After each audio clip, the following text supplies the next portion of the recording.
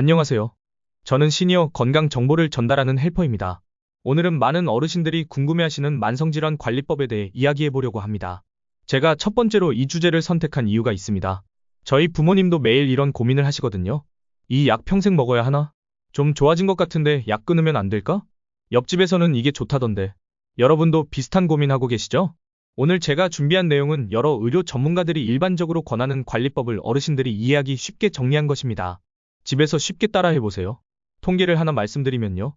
우리나라 70대 어르신 10명 중 7명이 한 가지 이상의 만성질환을 가지고 계십니다. 당뇨, 고혈압, 관절염. 그런데 놀라운 사실이 뭔지 아세요? 이 중에서 제대로 관리하시는 분은 3명도 안 됩니다. 왜일까요? 복잡해서, 귀찮아서, 잘 모르겠어서. 그래서 오늘 정말 쉽게 설명드리려고 합니다. 어려운 의학 용어 쓰지 않겠습니다.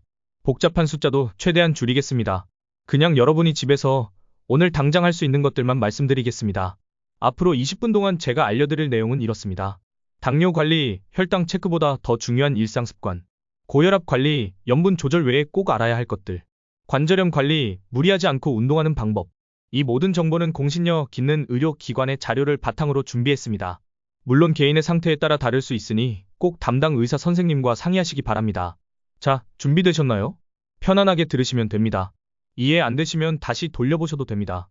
그럼 시작하겠습니다. 먼저 만성질환이 도대체 뭔지부터 정확히 짚고 넘어가겠습니다.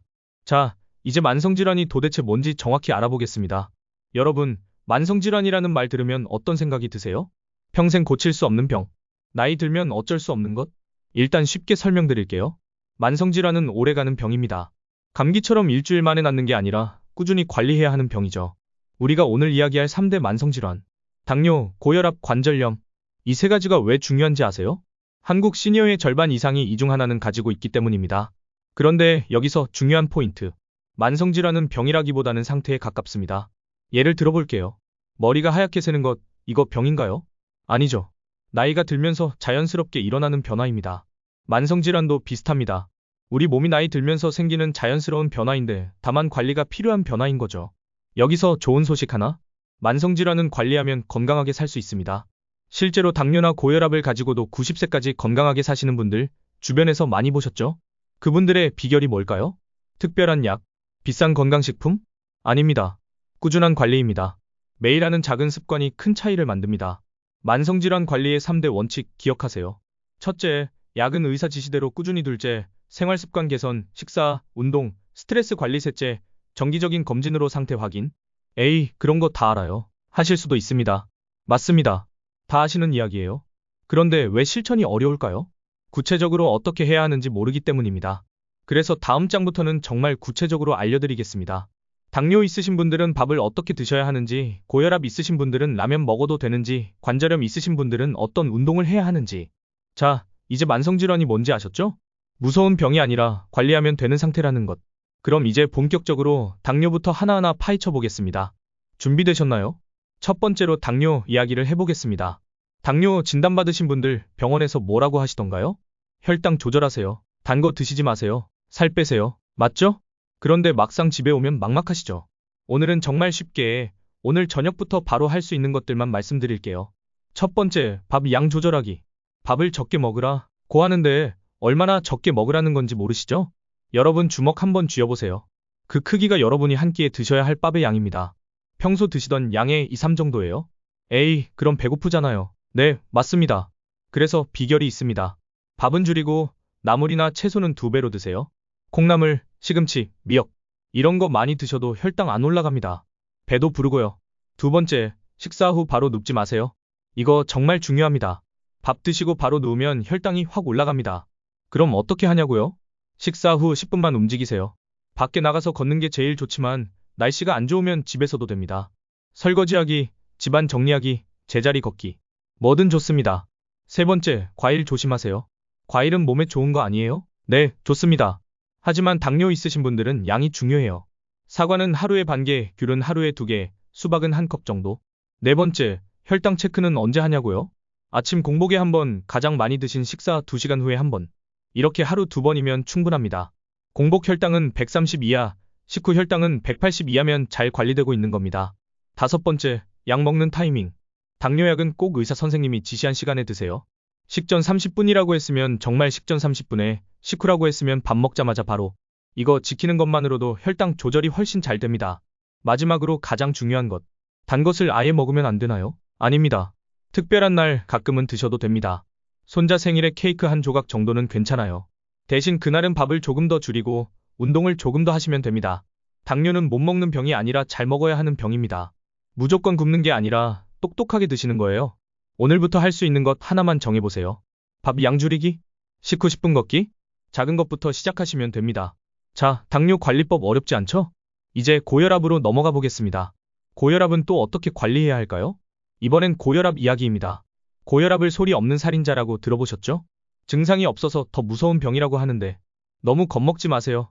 관리만 잘하면 아무 문제 없습니다. 첫 번째, 혈압 재는 법부터 제대로 알려드릴게요. 많은 분들이 혈압을 잘못 재고 계십니다.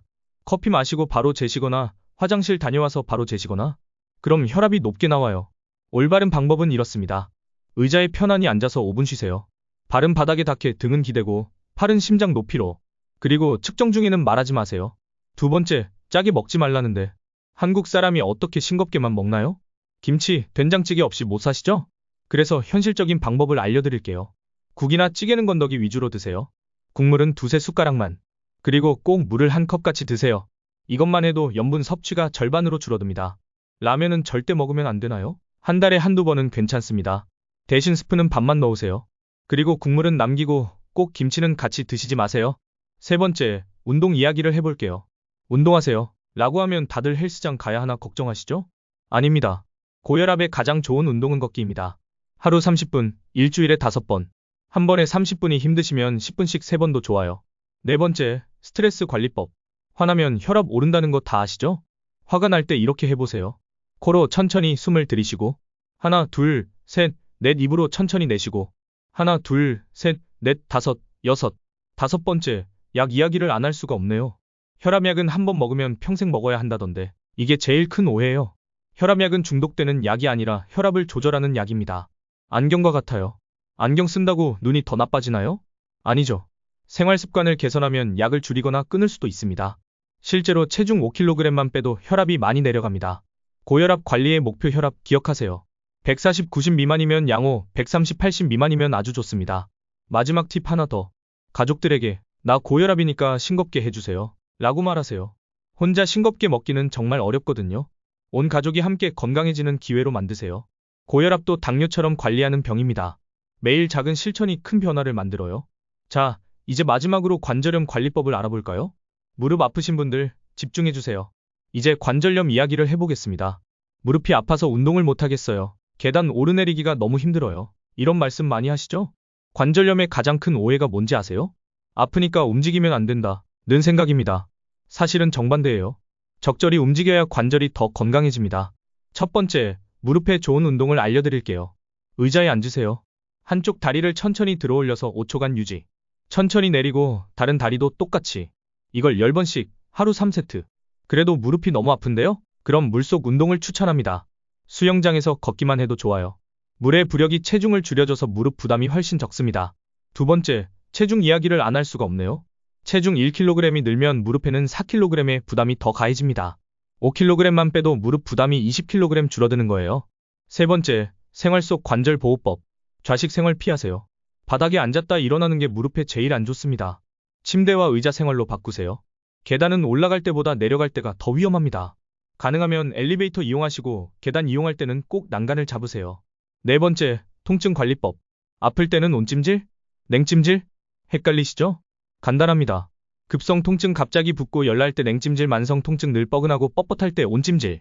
다섯 번째, 신발 선택이 정말 중요합니다. 딱딱한 구두나 슬리퍼는 최악이에요. 쿠션이 좋은 운동화를 신으세요. 발바닥에 충격이 줄어들면 무릎 부담도 줄어듭니다. 여섯 번째, 약과 영양제 이야기. 진통제 먹으면 위가 나빠진다고 참으시는 분들 많죠?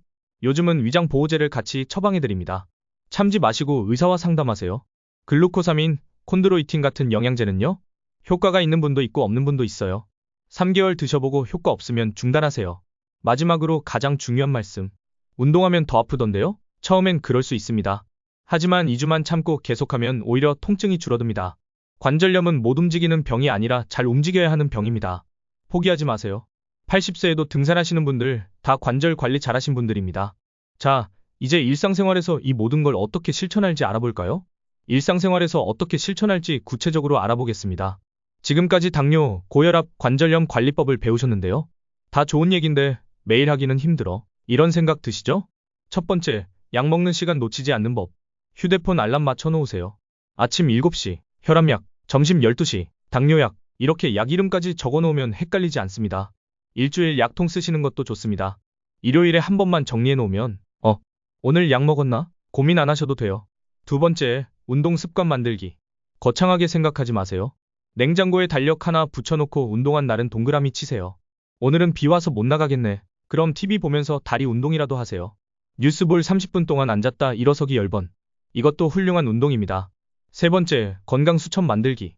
공책 하나 준비하세요. 매일 기록할 것. 혈압, 혈당 수치, 먹은 약, 특별히 먹은 음식, 운동 여부.